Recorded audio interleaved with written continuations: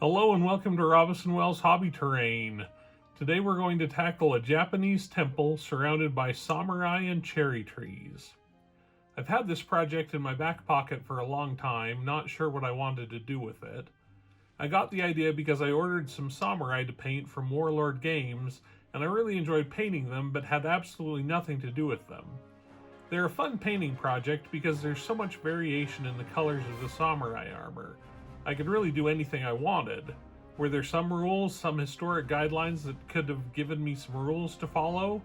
Probably, but I was too enamored with the colorful pictures I'd seen online and the box art. Maybe there are strict rules about samurai armor. It didn't look like it, and I enjoyed ignoring those rules. Now this could be blasphemy to historical wargamers.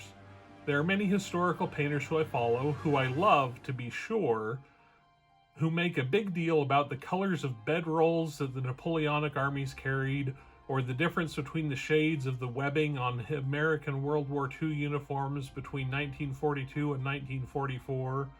I appreciate that level of detail, and I appreciate that there are people who get into the weeds on these kind of things, and in a lot of my historical figures I have followed them into the weeds and gotten specific about this canteen cover was brown, not beige, and this coat was sea blue, not gray.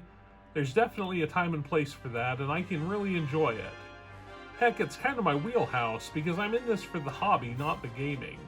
I paint things because I love to paint things, not because I'm in a hurry to get them on the table.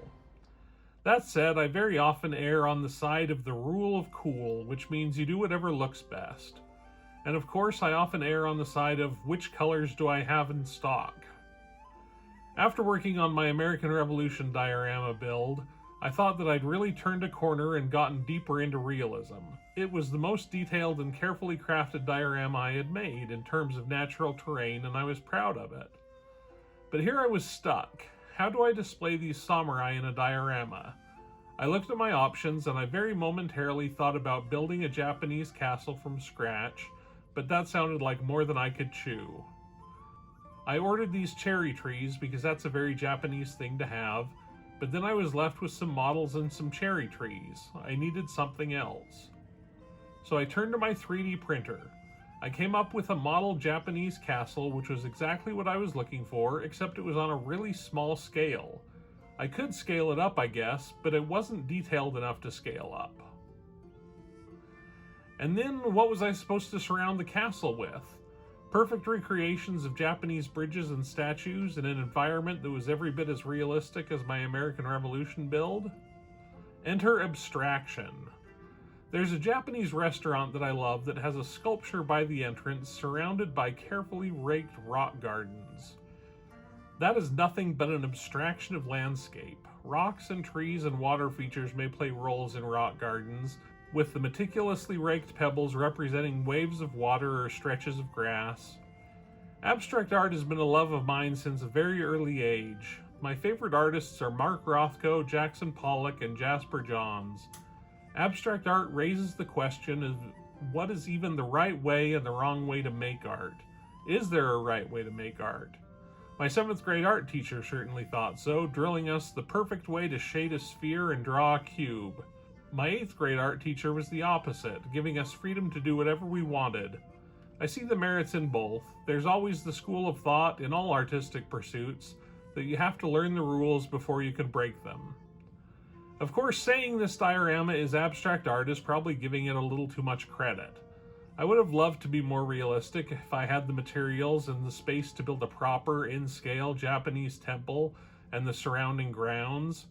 But in a hobby such as wargame terrain, you don't often come across the abstract. Things have to follow rules because everything is built around games. The castle would have to be in scale to fit in the board, and the trees should be significantly taller than the samurai. I don't very much care.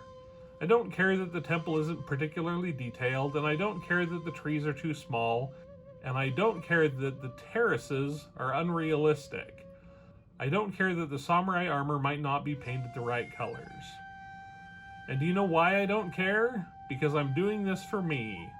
Yes, I realize that I have an audience who watches me do things, and I even cared enough about that audience's opinion that when I polled you guys to ask what project I should work on next, You said Japanese temple. I worked on the Japanese temple. But I'm content to do art just for myself and to make myself happy, even if it's wrong according to the scale imposed by wargamers and historians.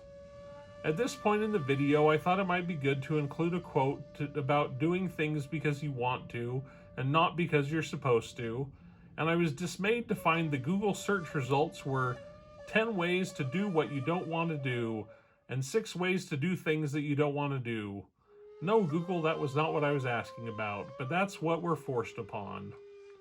We're told all our lives that we have to do things we don't want to do, to eat our vegetables and to do our math homework and to get a job, and while I totally admit that all of those things are important in life, when it comes to art, and making hobby terrain is totally art, which is why it has hobby in the title, feel free to do whatever you want to do just because you want to do it. Let me show you some other models that I've been working on. These are from a game called Conflict 47, which supposes that World War II continued with high-tech things like mechs and power armor. It's made by the same people who make Bold Action, which is the historic war game where people get so picky about the proper shade of brown to paint a bread bag.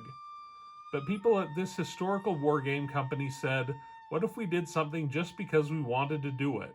What if America had big mechs? What if Russia had mutant bears? And the models are awesome, and there's no right way or wrong way to paint them because it doesn't matter. Let me show you something else. This is a new model I painted over the weekend, a captain from the Warhammer 40k Indomitus box. He's got an Ultramarines patch on his arm, even though Ultramarines don't ever have helmets that look like that. And he's got a Sisters of Battle insignia on his chest.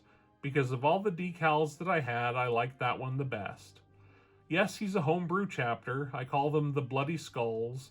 So they're all my own design, but there's always going to be that guy at game stores who says, he's not an Ultramarine, he's not a Sisters of Battle. But guess what? I don't care. Yes, there are times when I try to be historically accurate. When I do my 1/35th scale dioramas, I strive for authenticity, but I'm going to fall short, and I always do. The key is just to realize that this is a hobby and to do what you think is fun, and to get the most enjoyment out of it that you can.